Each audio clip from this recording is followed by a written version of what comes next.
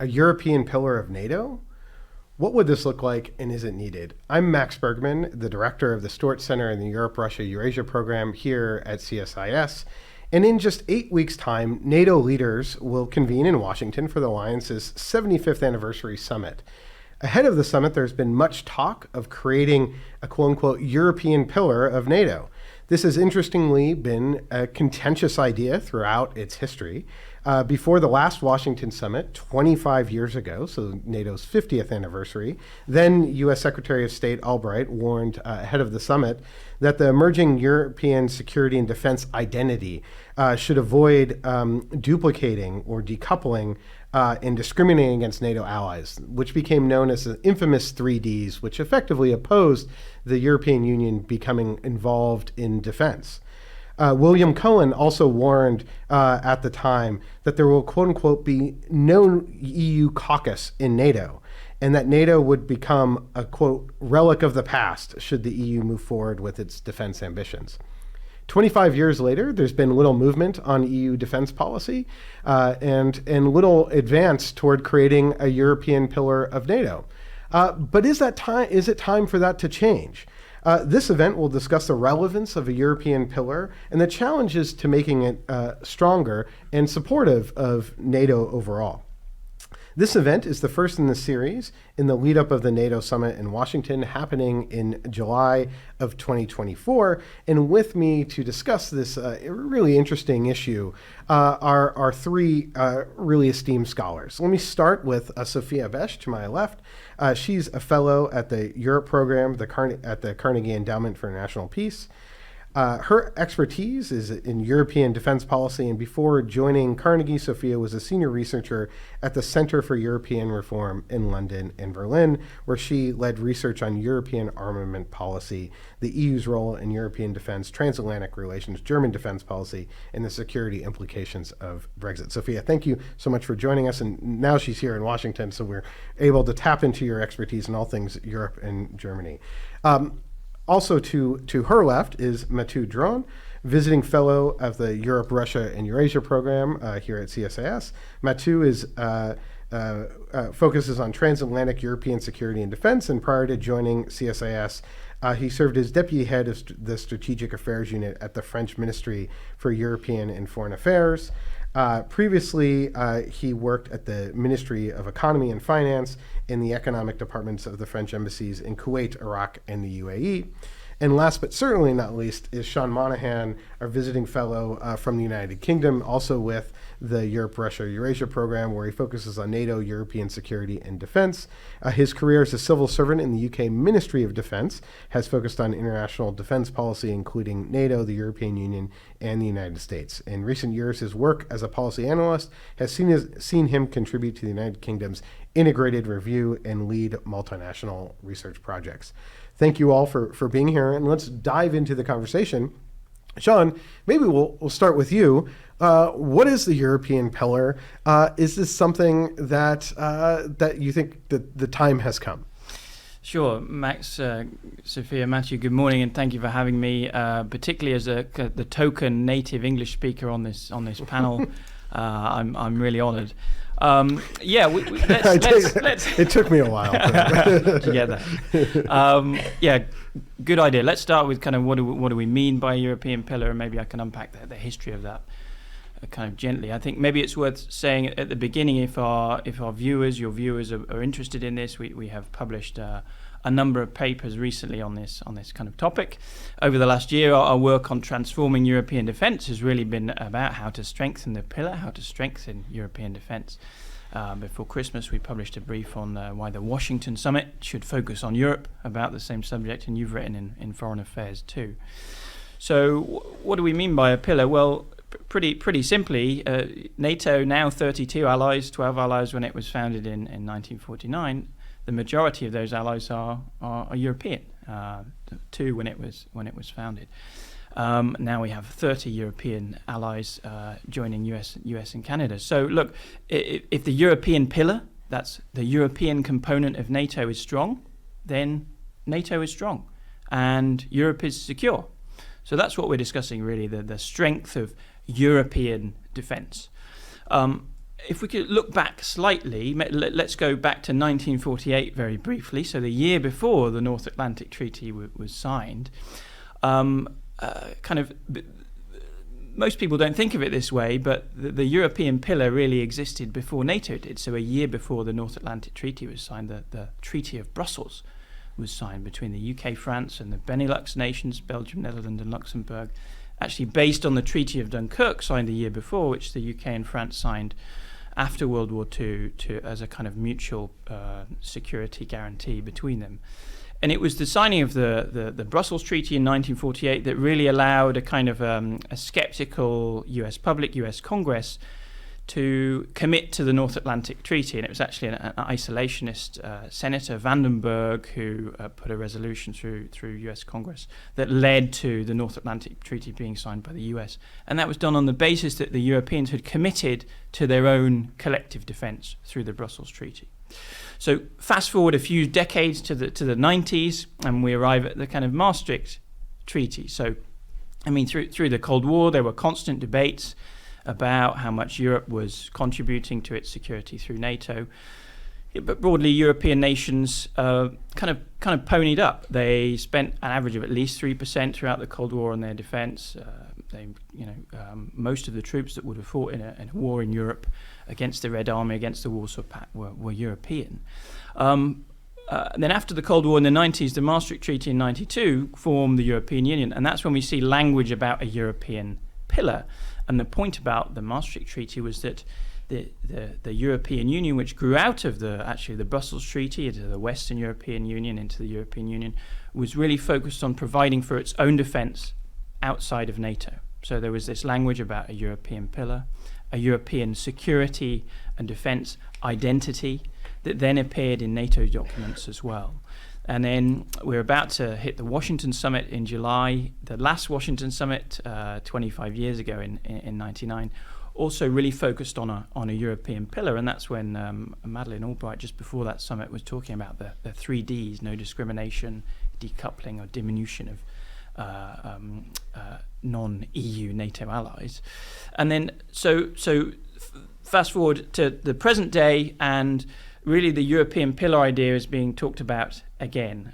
President Macron in his Sorbonne speech a couple of weeks ago, President Scholz recently, and this is about Europe stepping up. There's now a war in Europe, a war in Ukraine. European nations have committed to spending a lot more on their own defence, and that's defence spending has gone up by around a third since 2014.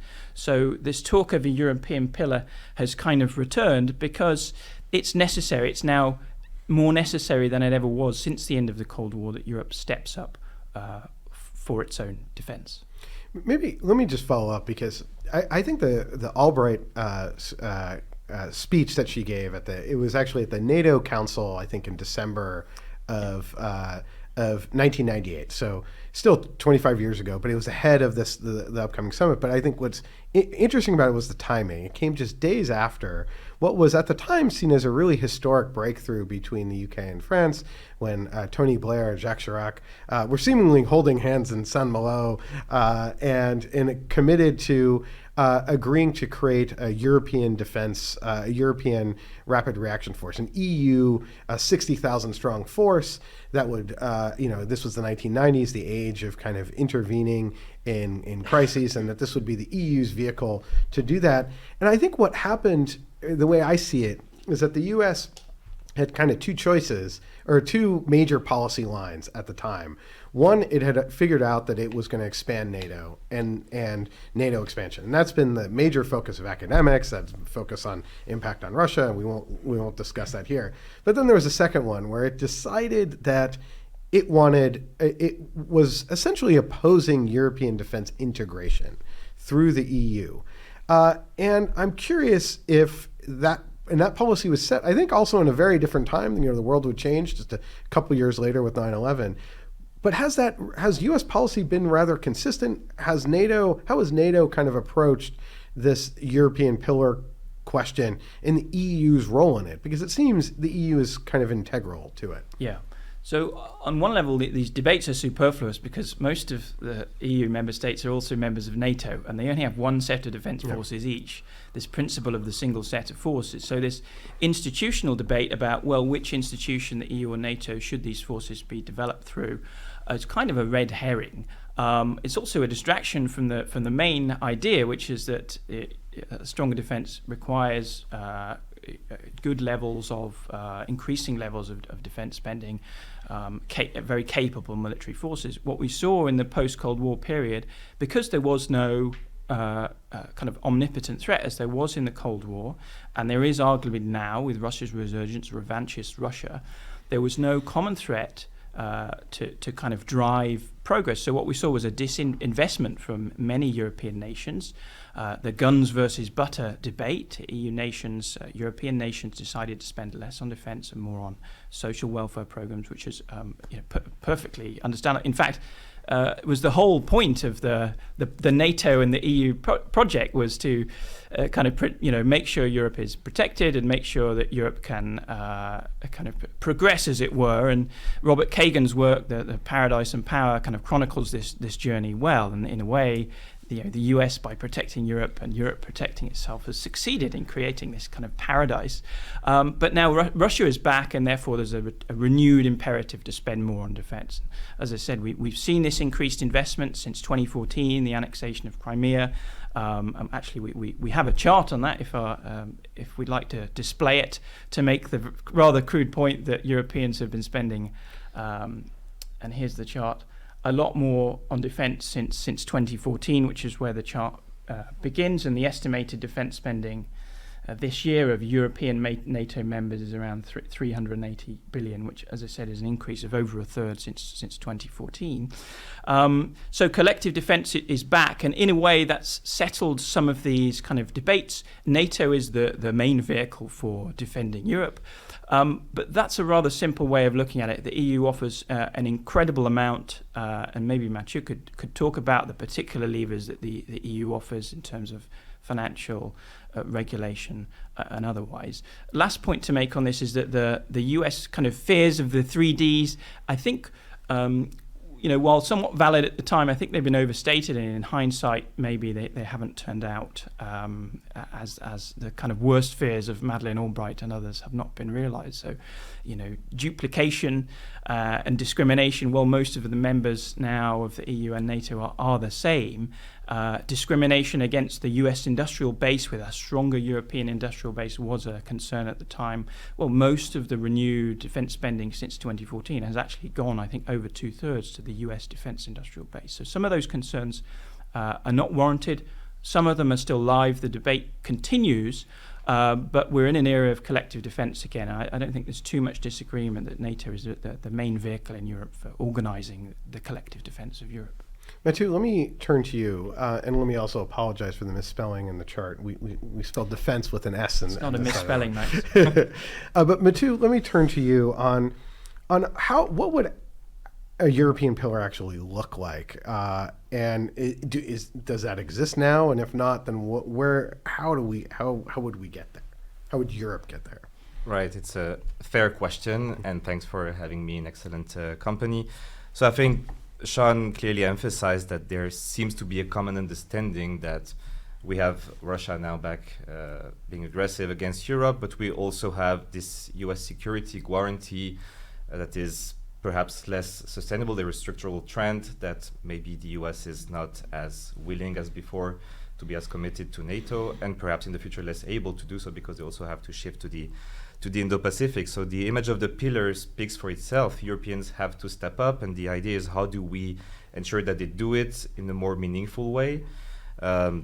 So I agree, NATO stands out as the most natural vehicle to organize collective defense in Europe.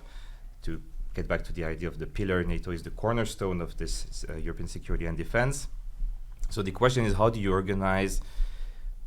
The debate has been centered on burden sharing. How do you organize this burden shifting in a way that really empowers European? Because the fact is that this focus on burden sharing, which itself has been focused on defense spending, hasn't really led. So of course it's helpful for Europeans to spend more, get more capacities, but as Sean emphasized, for the moment, most of this spending is going to the US. So you're not ensuring that you're building the necessary readiness to cope with the current challenges. You're not building your own defense industrial base in Europe, which is of course needed in the long term. And perhaps the most sensitive questions where there might be differences among capitals is the level of agency of Europeans to take their own decisions when it comes to their own security. And so we certainly need to move past the debate being focused on the 2% targets and find new metrics that are perhaps more comprehensive. So we're working on a piece right now with Sean, so I won't disclose all the ideas, but I think what is interesting is that if you look, for instance, at the new EU defense industry strategy that has been released, there is an interesting baseline, which I think is probably the right way to go, is that we need to spend more. So that's the 2%, perhaps 3%, you name it, but also spend better, spend on the adequate capabilities, spend together. So really foster consolidation, get rid of the current fragmentation of the European landscape, and probably spend European as well to help this industrial base to step up. And that leads me to my second point, which is NATO is the cornerstone, but it might not be the only bricks if you want to build, to erect this pillar. The European Union is doing better now on security and defense with meaningful projects. There are also a couple of bilateral, minilateral, multilateral agreements that in the end contribute to making Europeans stronger in defense. You have the German Sky Shield initiative. I think Sean would be angry if I didn't mention the Joint Expeditionary Force that is led by Britain. So I think we understand this pillar as the sum of all efforts, irrespective of the framework in which they are being developed, that contributes to make European defense stronger and ultimately to make NATO stronger. Let me maybe put a finer point on it and ask for your reaction. I think a lot of Americans are like, why can't Europe defend itself? And it strikes me that's sort of what the European pillar is about. But right now, I think without the United States, it's hard to imagine how Europe could actually defend itself. That the 27 with countries within the EU, 30 European countries in NATO are kind of less than the sum of their parts. Is that how you think of it? And are there things that need to be done in order to kind of get there? Right. So I think there is the ability question, there is the willingness question, and I think again why NATO is probably the best venue to do so is that it's also the venue where the deterrence is designed. There is question about the U.S. security commitment, but as of now, the U.S. security umbrella, and especially the nuclear one, is not being seriously challenged, and this will remain this acquis of NATO in organizing the defense. Even with a lesser U.S. commitment, this is still the place to organize it. Good. Just add a couple of sentences to Mathieu's response. I mean, I think this idea that Europe can't defend itself is somewhat overdone. I mean, if you look on paper, we did an exercise looking at this recently, comparing non-US NATO, that's Europe and Canadian forces, to Russia's forces. I mean, on paper, Europe has a massive advantage. You know, Russia now has less than 1 million active service personnel. European militaries have, I think, 2.5 million, something like that. Russia has less than 1,000 tanks. Europe has something like over 3,000 tanks. So on paper, this is great. The trouble is Europe has spent the last couple of decades since the end of the Cold War preparing for small-scale expeditionary out-of-area operations, so is really getting back in the business of large-scale, high-end warfare collective defense operations. And on the nuclear deterrence point that Mathieu brings up, I mean, it is true that the US nuclear deterrent provides the kind of the foundation of the NATO's nuclear umbrella. But of course, the UK has its own deterrent, France has its own deterrent, and those in different ways are extended to Europe through through NATO or more broadly or more ambiguously. So, Europe brings a lot to the party, but of course it needs to bring a lot more. Sophia, let me bring you in. I'm curious, you react to what you've heard, and also just curious for what is the conversation like in Berlin when it comes to a European pillar? Because it seems that while sometimes there's rhetorical statements about support for a European pillar, that isn't actually the case when we think of actual German defense and foreign policy. But first, react to everything. Sure, and thank you so much for having me. Good morning from me too. So I think I want to get to your point about the German perception, because I do think we need to talk a little bit more about different ideas of what the European pillar would look like in Europe's capitals, and essentially different contingencies that we're responding to with the European pillar. What is the goal of this? Because I do think that European capitals disagree in some ways what really the contingency is that we're responding to, and so they have different ideas of what the response must look like.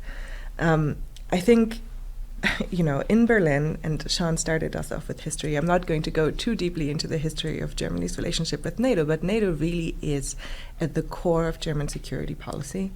German rearmament, the rearmament of Western Germany was only possible with the integration of Germany's troops into NATO.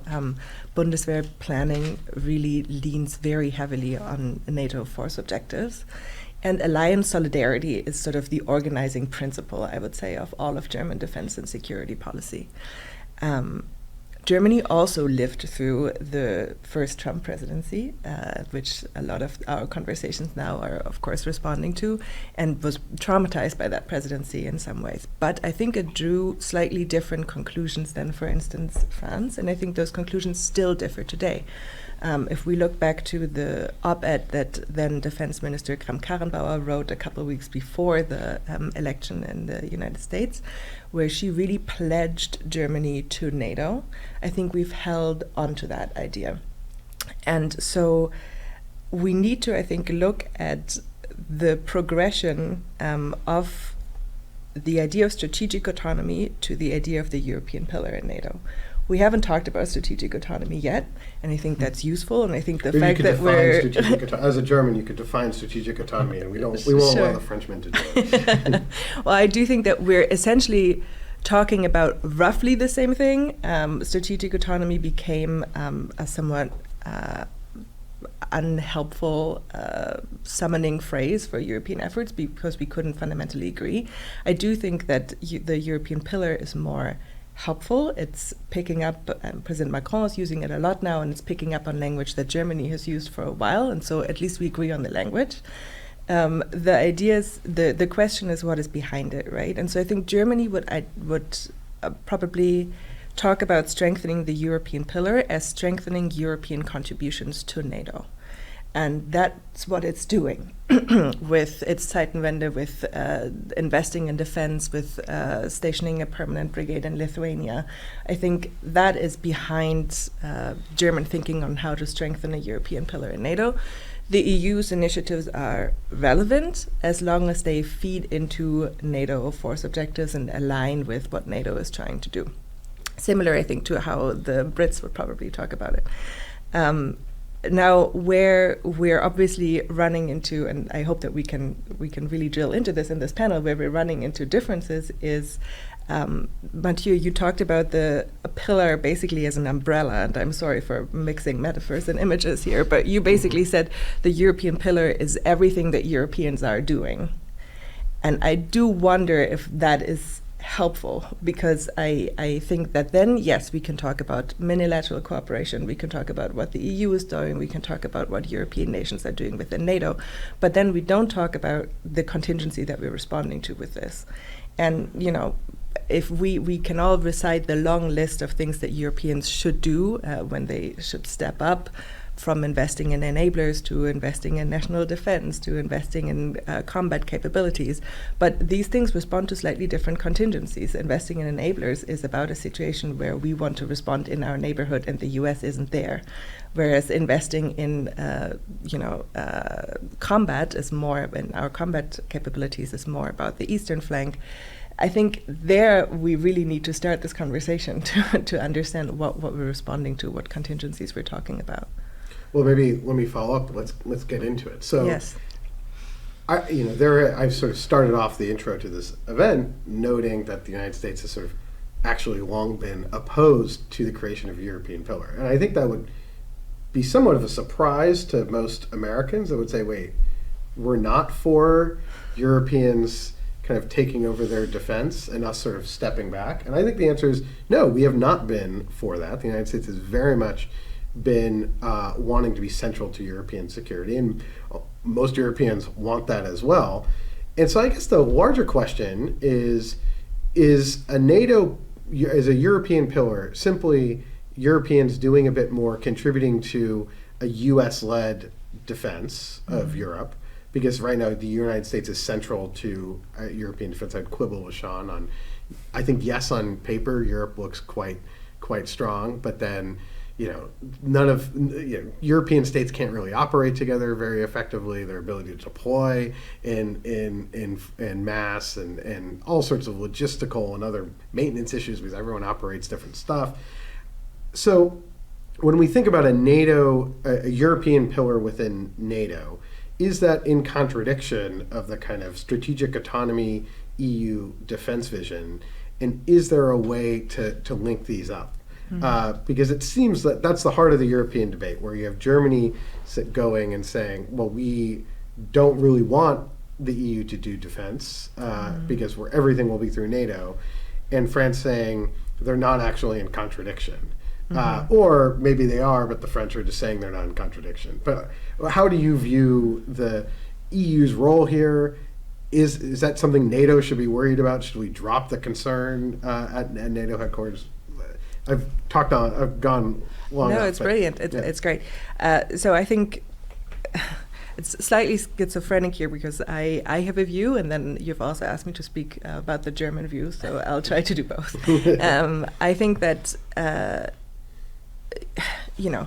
you asked me to define strategic autonomy. I was sort of laughing because we're at the heart of the question with that problem, right? I mean, the Germans would define it differently than the French would, I think, talking about enabling Europe to defend itself if necessary without, but ideally with the United States, right? Yeah. And I think still the organizing principle of what Germany is doing is trying to keep the US engaged.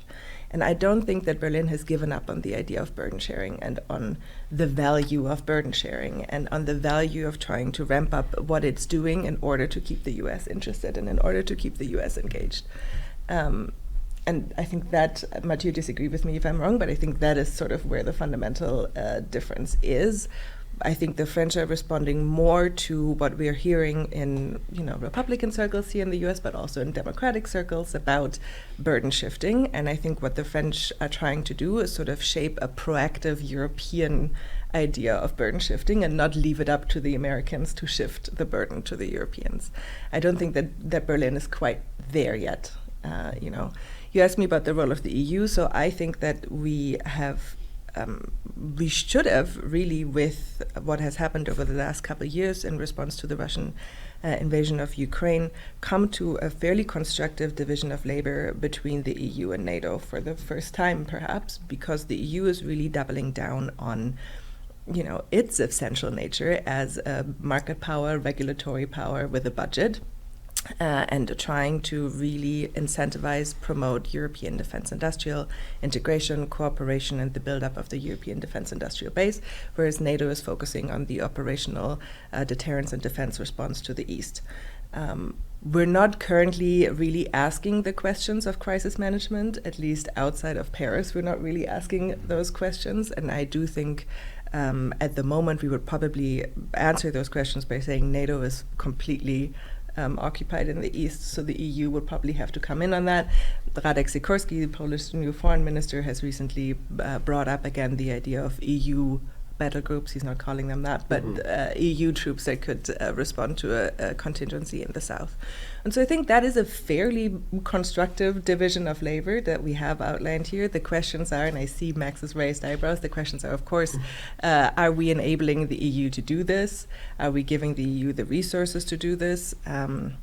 And are we prioritizing? That? Because I think you said that Germany doesn't agree with the EU taking on this role. I wouldn't even go that far. I think if you look in Germany's strategic documents, if you speak to people in Berlin, they would say absolutely fine.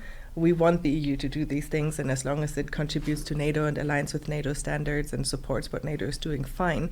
The problem is, are we allocating the resources? Are we allocating the time to that? And that's where Germany says 9, oftentimes. I mean, I think you really highlighted something that's important, that of the difference, that Germany's approach, which I think is critical, is, while we're talking about should Europe be prepared if the U.S. can't or is unable or unwilling to come to Europe's defense, and Germany says, well, let's just not have that conversation. Let's just make sure that the U.S. is engaged, and ergo, now that we get that there's a lot more focus on what we have not been doing on defense, we're going to do more. I think not to put this pejoratively, but there's sort of a performative aspect, I think, in some ways to the contributions of highlighting what Germany is doing relative to the actual addressing that underlying problem of if the United States isn't there or not there in the manner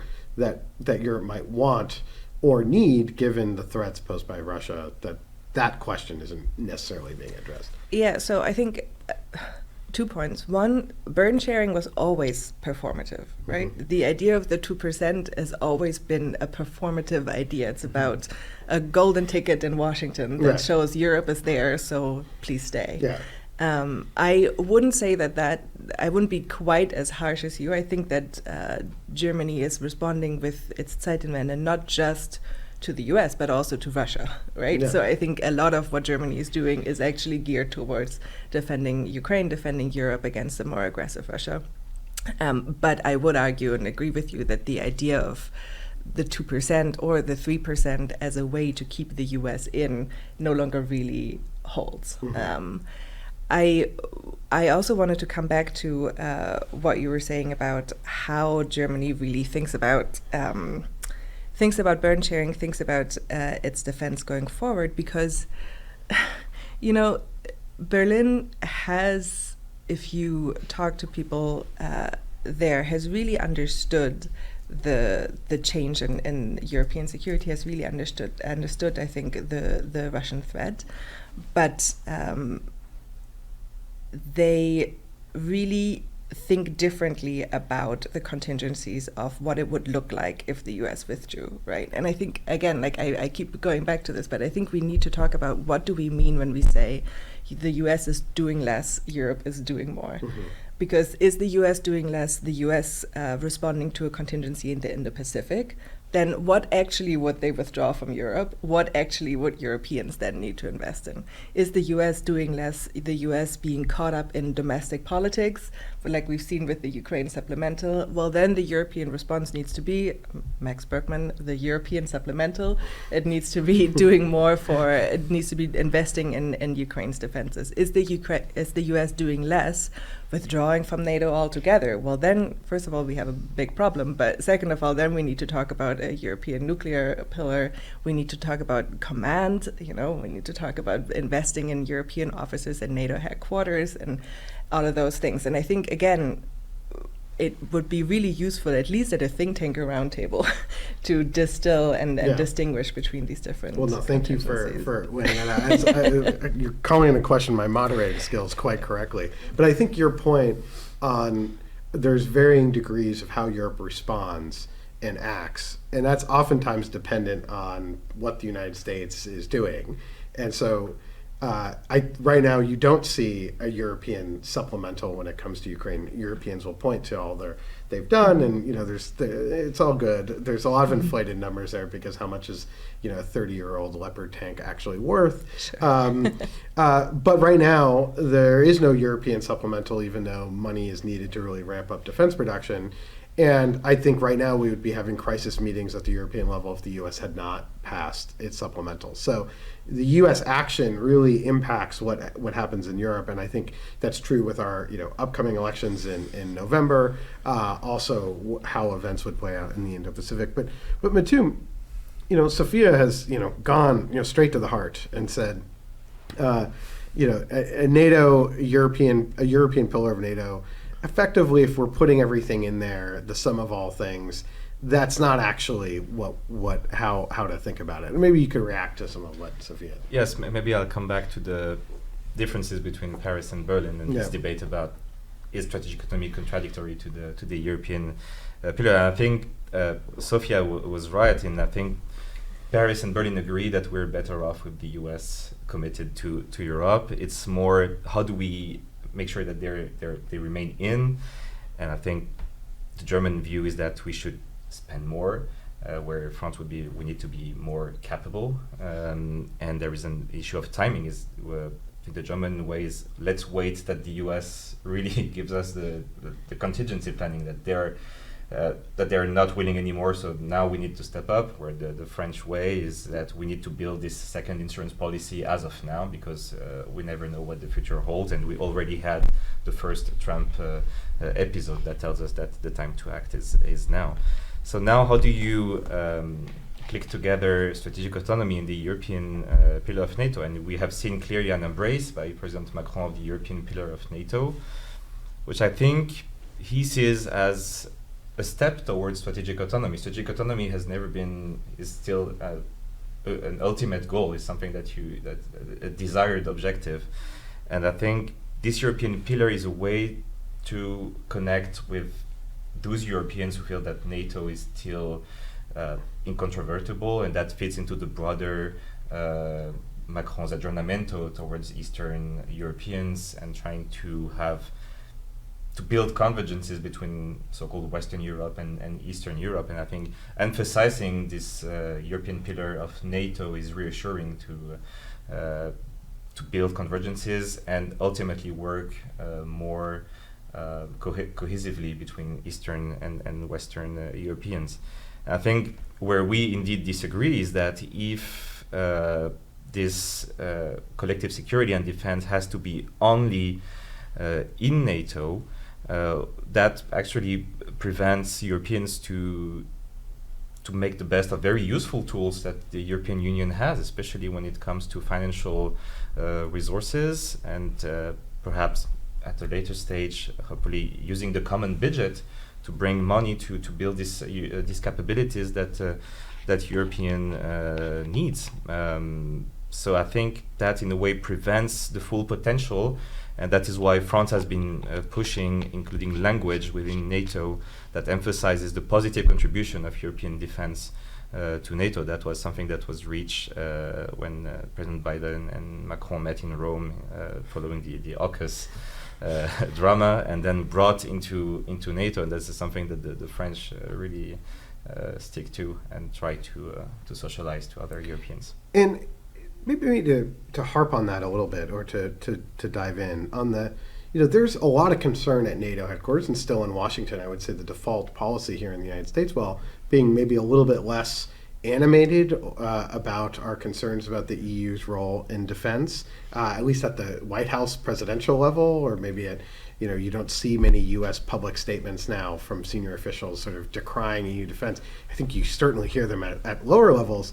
And so because the default U.S. policy hasn't changed in 25 years in terms of opposition to the EU's effort in defense. And I think it gets back to the sense that Sean mentioned earlier of concern about this duplication. You have one set of forces, you have a war suddenly breaks out in Europe, and the EU has forces, has the French or German forces that it needs deployed elsewhere, and suddenly SACEUR can't call on them. What a nightmare. This is, how could we survive going forward? I mean, that's sort of the fundamental breakdown and concern. But it strikes me that what you're hitting at is a degree of division of labor, both in the budget aspects and as well as some of the missions. The EU doing crisis response, evacuating EU citizens out of Afghanistan, something you didn't have a capacity to really do comprehensively. Is that what strategic autonomy is? Is that developing an ability to augment NATO, or is this, or are you, do you say one thing when you're speaking to us in English, or is it something else in French in Paris or in France about how, this is how France can and lead the EU to kind of decouple from the United States? That's all, I think, oftentimes how it's perceived here in Washington. So first, I think there are perhaps maybe two main lessons that we can draw from the war in Ukraine, from Europeans, that we still need the Americans to come to the rescue of Europe under major crisis and war in the continent. But on the other hand, I have the feeling that Americans have understood that Europeans and the EU is helpful also to tackle collectively crisis. I mean, the military support to Ukraine has not been done through NATO, but mainly through the EU and bilateral and collective arrangements, and the sanctions and the political commitment. So I think the complementarity has been shown in practice in this scenario. Now, do we have a double language? I don't think so. I think it's hard for other Europeans to understand perhaps the French reasoning, in the sense that, for example, for Germany, there is one security and defense circle, which is NATO. For France, I try to use the image of concentric circles, where first you build your national ability to defend yourself, hence the independent nuclear deterrent, and then you build solidarities and you build circles that enhance your ability to defend. There is NATO, which is the main one, because US is the main security and defense partner still, and you need this other circle for the day the US is unwilling or unable to defend yourself, and then the EU is the natural security amplifier for France, and that is this idea that build your national security and defense. Build your solidarities with the US if possible, then if not, have this third or second insurance policy, as you name it. But okay, so in the spirit of Franco-German reconciliation and understanding, I'm wondering really about the role of the EU as a union in the European pillar of NATO, because I think in Germany we would think of the EU as enabling and empowering member states to then be able to contribute more to NATO. But there are also ideas about giving the EU a seat on the NAC, or having a European SACEUR. I mean, there are ideas about making NATO more European and bringing more EU into NATO, versus, I think, using the EU to make NATO European allies stronger so that they can then contribute more to NATO. So I'd be interested in the French view on that. I'd also be interested in your view, but Mathieu, go ahead. Yes, no, I'll go quickly, but I think NATO cannot do it all. There have been expertise that have been developed in Europe in what is below the Article 5 threshold, in resilience, in cyber, in space. So these are all useful bricks that, when you plug together with NATO, are useful. And again, there is this ability to mobilize some funding, to mobilize incentives that NATO cannot provide to the table. So there are useful tools. I mentioned the European Peace Facility, and then if you combine them all together, I think sometimes you will find duplication, but you can also name it redundancies. That's not a problem if as long as it doesn't have a pull factor. So. Yeah, I mean, Sophia, I would turn it back to you. I'm going to go to Sean in a second, but turn it back to you. I mean, this is where, on the one hand, it's sort of this bizarre situation where Europe is increasingly, in this new age of geopolitical competition, using its geoeconomic power as the European Union, because the competencies of trade, of sanctions, of all these other tariffs against Chinese, electric vehicles are not with Paris or Berlin, but with Brussels. Now Paris and Berlin exert influence on Brussels, but at the EU level, and that's divorced. The economic security side is sort of divorced from the defense discussions that happen at the NAC. I mean, how do you view that, and what is your take on? Is there an EU role cohesively to sort of have a role at NATO, or is this really about the EU being more kind of the backroom help, providing the financing and other things?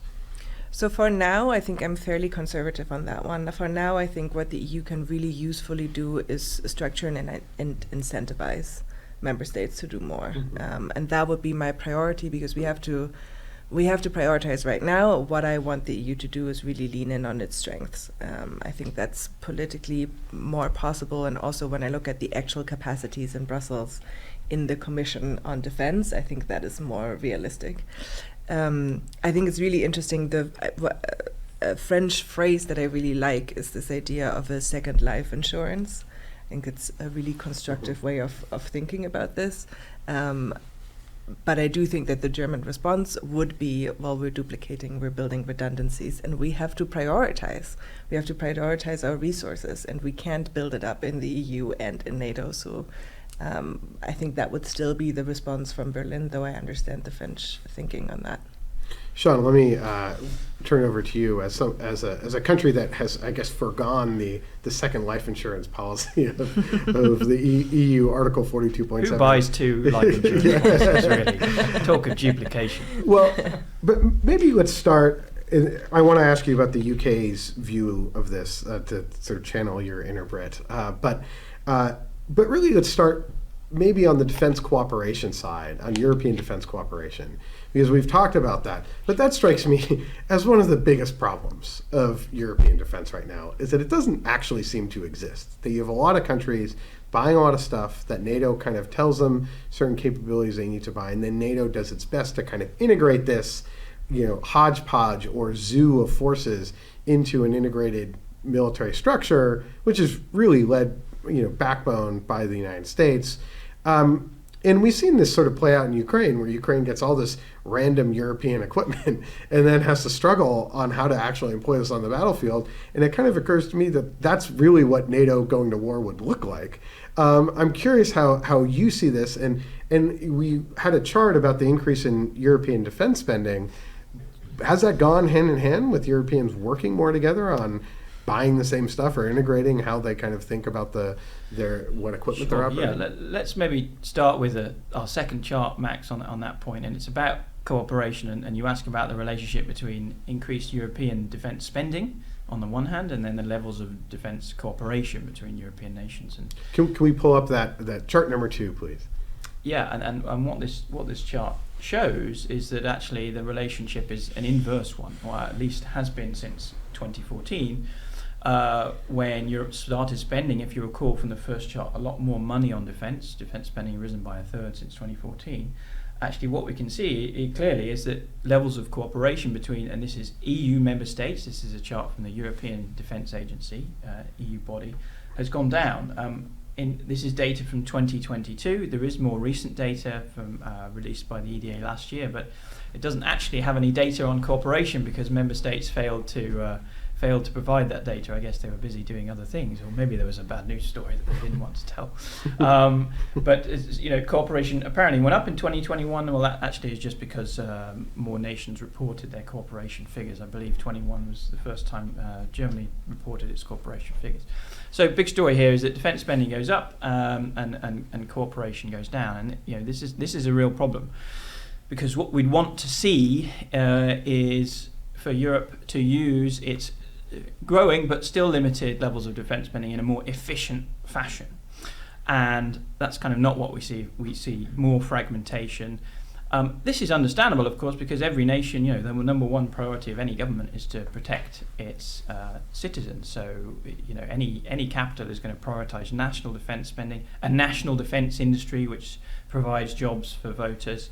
And all of this works. It's a kind of a collective action problem in a way that works against the kind of optimal collective outcome. Defence cooperation is hard. If you go back and read NATO's first strategic concept, 1949, one of the first things it says in there is that nations in NATO will have to cooperate more together if we're going to provide more for the common defence. And that's always been a challenge. But these levels are still impressive, and there's plenty of initiatives in NATO and EU. I used to work on NATO Smart Defence a decade ago. There's new initiatives now. NATO has 17 high visibility projects, and the EU is doing fantastic work in this area. The European Defence Fund, which has, I think, over the next 5 years, something like 8 billion to incentivise cooperation, Well, if you're an EU member state, you can only get access to those funds if you're proposing a project that involves 3 or more member states. So there's some terrific work here.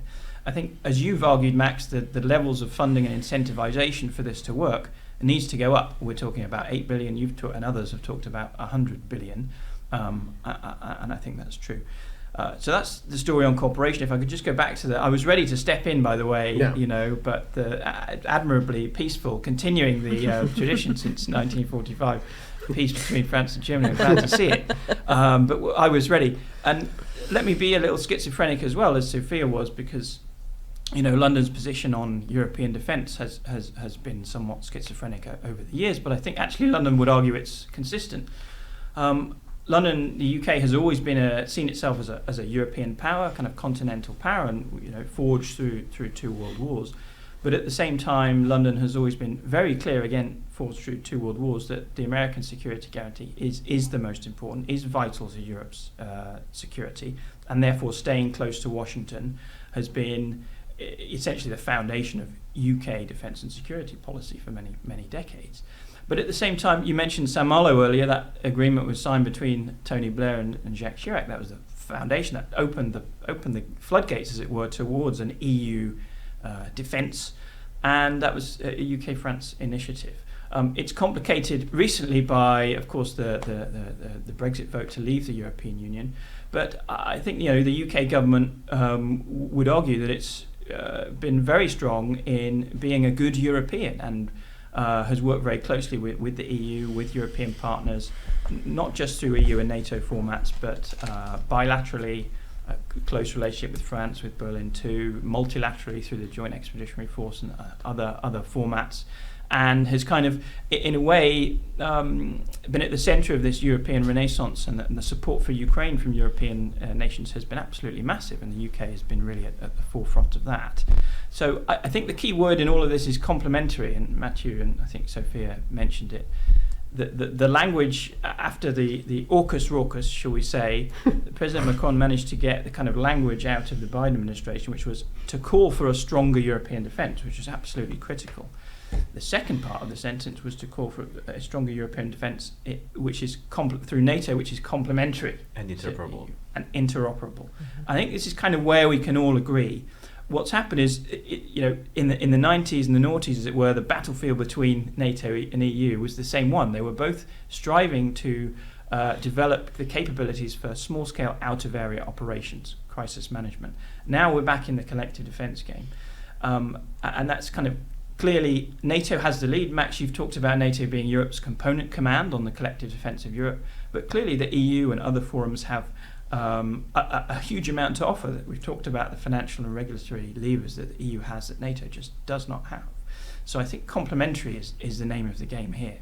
Yeah, I think we look back in the 90s as this sort of placid decade where everything was great, but actually there was a lot of confusion about where things were going, about structures that needed to be set up, and that's where I think the NATO-EU concern. I mean, I think there was deep concern in the United States in the Clinton administration that the breakup of NATO would lead to a U.S.-Europe decoupling, where we would go off in different directions. Maybe that's still held by some in France, but essentially that concern, I think, is not really where we are today.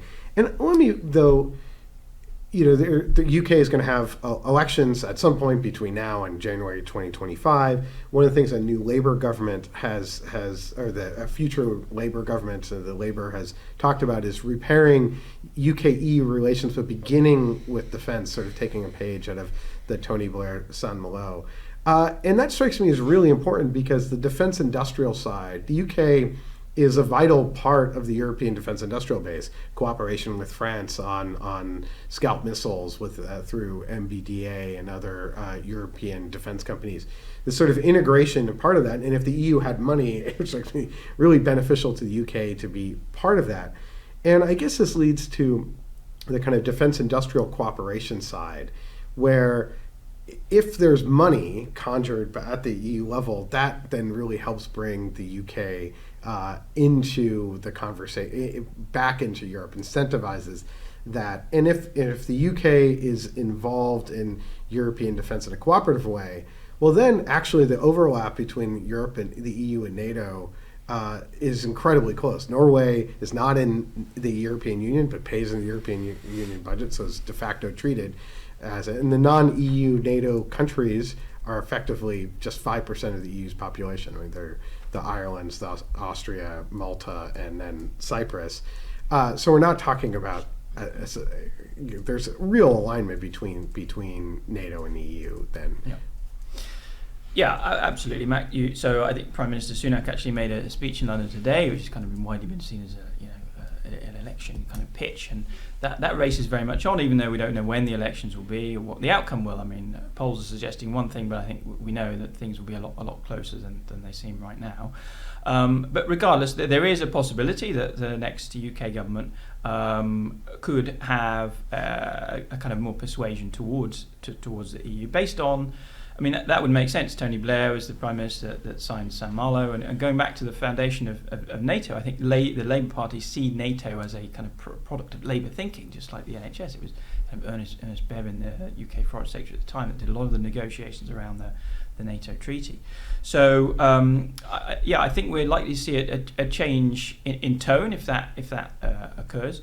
But, even right now, the UK does a lot with the EU. I mean, the EU has a project on enhancing military mobility. So how can you get a large European force, a large NATO force, to the east of Europe where fighting may be? And that's a project that the UK is taking part in, and the US too, as kind of third party actors.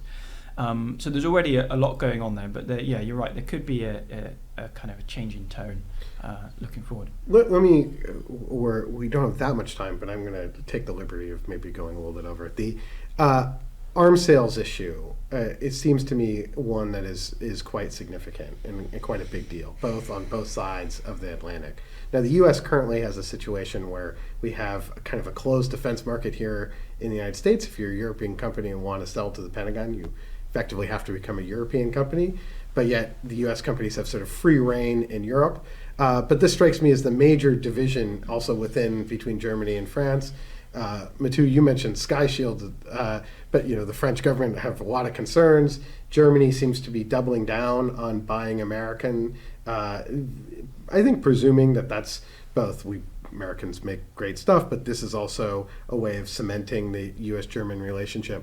How challenging is going to be this arms sales issue? Because the EU conjures $100 billion, as I've advocated, just borrow the money. It would spend it on European defense companies, much to the chagrin of U.S. defense companies, although we can't quite produce for our own needs currently. But let's talk quickly about the arms sales challenge. Sophia, maybe start with you. And how central is this right now to the whole conversation in Europe? I mean, of course, it's central. Just quickly, the German policy, I think, has been summed up by just a brilliant slogan, which they used to say all the time, which is to remain transatlantic and become European. And I would translate that as throwing money at the problem, right? So buy European and buy American and do both. We're, again, coming back to my earlier point about prioritization. You can't do that forever. You have to prioritize. And I agree with you. I was nodding along. I do think that Berlin right now thinks that one way to keep the U.S. engaged is to invest in trade and arms trade with the U.S. Pistorius was just in D.C. and announced another purchase. I think what Berlin is trying to do with that is help Americans make the case that NATO is a good deal for Americans too, because Europeans will buy equipment. And that I think is one reasonable way to go about it. They're also, of course, still engaged in the big Franco-German projects, the tanks, the jet, and we've seen some progress on that too. I think there are real question marks, and maybe you can enlighten us, because about what the U.S. would actually do, how far the U.S. would go these days to stop more investment in European defense firms, because there are slightly contradictory messages coming out of D.C. on that. There's, the defense firms clearly have an interest, but I do sometimes think that there's also more of an understanding of all hands on deck as actually useful these days, and there's more of a greater purpose of European defense that Americans might buy into. But no. Well, it's a great question. I mean, my take on that is that there has been a shift that I think Europeans remember when Undersecretary Ellen Lord sent a letter during the Trump administration objecting to these kind of very small PESCO projects. Poison pill. Yeah. And in opposing these kind of very narrow EU defense initiatives, which grew out of 2014, Russia's invasion of Crimea and Ukraine, the Europeans starting to recognize defense is important and money starts to get put to it. But that, in the U.S. objection there, I think where we are right now is that at senior levels, the United States would not object. And I think you can tell by the boldness of some Eastern European members that are fully dependent on the U.S. security guarantee, such as Estonia leading the way on this EU ammunition proposal, and now Kaja Kallas advocating for EU defense spending and borrowing, Eurobonds, 100 billion euros. And she has not gotten her head bitten off by Washington or by the White House. So I think what you see is not at the senior level, the U.S. isn't going to do it publicly, but I think it's still happening when diplomats show up and sort of, and also at NATO behind closed doors and a lot of just sort of still objections. I don't think the command signal has gone down from the president to the down to the bowels of bureaucracy to get on board with EU defense. So I don't think we really take a position, which means I think there's an opening there for bolder European action. But Mathieu? Yes, no, quickly, I think, of course, for a French perspective, there's an issue of industrial competition and having a level playing field with the US. But I think the divergence with Berlin or other capitals is to which extent having a defense industrial base is a prerequisite towards more readiness, more ability to fight. And so, Sophia, you said it's a reasonable way to present NATO as a good deal for Americans, which I, to a certain extent, agree. The question is, will it be enough? And the fact is that even if you buy all American, you don't have still the guarantee that the US will be as committed in the future. And I think that that will be my conclusion. I think this whole debate about this schizophrenic vision and the differences between capitals is the debate has been framed as how much US we want in Europe, whereas the question that France brings to the table is how much US wants to be in Europe, and that's what should guide our discussion. Maybe just a final thought to follow on from that. I mean, the key point here is now is not the time for this zero-sum thinking. The 3Ds agenda, US policy had an element of zero-sum, more NATO, less EU. The European pillar is about strengthening the European pillar, about stronger European defence through kind of all formats. And I think we can all agree on that. Mathieu said we're just about to kind of release a piece of writing on this. He didn't want to trail any of it, but let me trail one thing very briefly. We call for what we call the 4 mores, which is, and there are also 4 Cs, which is helpful, but more cash, defence spending towards 3% in Europe, more capabilities, filling capability gaps, more combat power, addressing readiness and industrial capacity, and then finally more cooperation in Europe as well. I think if Europe does that, we'll have a stronger pillar. I'm going to ask one more question to just close out, and that's sort of about the long-term objectives and goals here, and where NATO should be in another 25 years. Because this is 75th anniversary, we've been talking about the 50th summit, and with at the 100th summit, which will hopefully still be happening here in Washington, where should Europe be? And my one sort of broader takeaway from this conversation, and also thinking about this, is that the United States for the last 25 years has essentially been opposed to European defense integration, and that actually goes very much against the grain of U.S. policy toward Europe since World War II, where in the aftermath of World War II, the whole role of the United States was effectively to denationalize Europe, to promote European integration as much as possible. And it strikes me that's where we need to sort of get back to in the United States, and NATO shouldn't be obstacles to European integration, whatever means that is, and then particularly in defense. Now that raises a bunch of questions and how we think about, bureaucratic structures, but that's the ultimate way forward. But where should we be in 100 years? At NATO's 100, not 100 years, that's too far. But in another generation, should we be talking about, a European army? Should we be talking about a cohesive European pillar within NATO where the EU is? You don't have to get too specific, but just general closing thoughts. No, I think this question is really important because when we're talking about what would a successful European pillar in NATO look like, right? And I think, to me, it would look like less fear around less U.S. political attention in NATO. And I think that has lots of trickle-down effects. I mentioned command, I mentioned troops. I think your 4Cs are very, very useful. But as a European living in DC, the message that I try to convey to fellow Europeans at home is the political attention is just no longer there. And that doesn't need to be the US withdrawing from NATO. It doesn't even need to be a particularly adversarial attitude towards European defense. But it's not a priority here. And in a way that's sort of liberating, right? In a way that means that we can do more and we can step up. But we should work to no longer find us in this sort of deer in the headlights situation that we're in right now, which is that if the US withdrew only slightly, if the US looked somewhere else, European defense would be at peril. Mathieu. Yes, so in 20 years from now? 2025. Okay.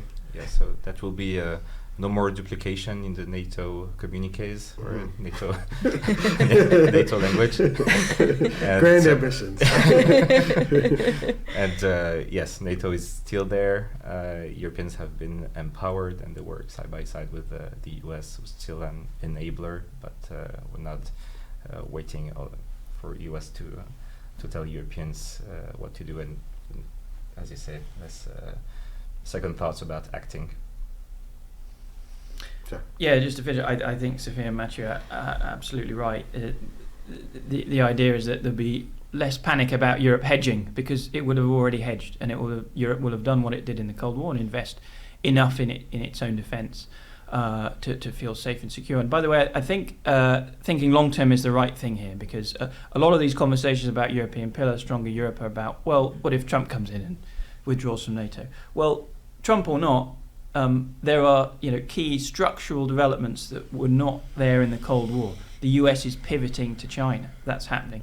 There is a war in Europe. Russia has invaded Ukraine. That didn't happen in the Cold War. So there's some structural developments that mean this is an imperative. It's not just about Trump. Well, Sophia, Mathieu, Sean, I want to thank you so much for being here. I also want to thank you for tuning in. And if you're tuning in, you should take out your phone and look up wherever you get your podcasts and subscribe to our podcast, The Europhile, where we have lots of conversations like the one that you just witnessed. Also, subscribe to our other podcast, The Russian Roulette, which looks at all things surrounding Vladimir Putin's Russia and the war in Ukraine. Thank you so much for being here, and please tune in again at another CSIS online event.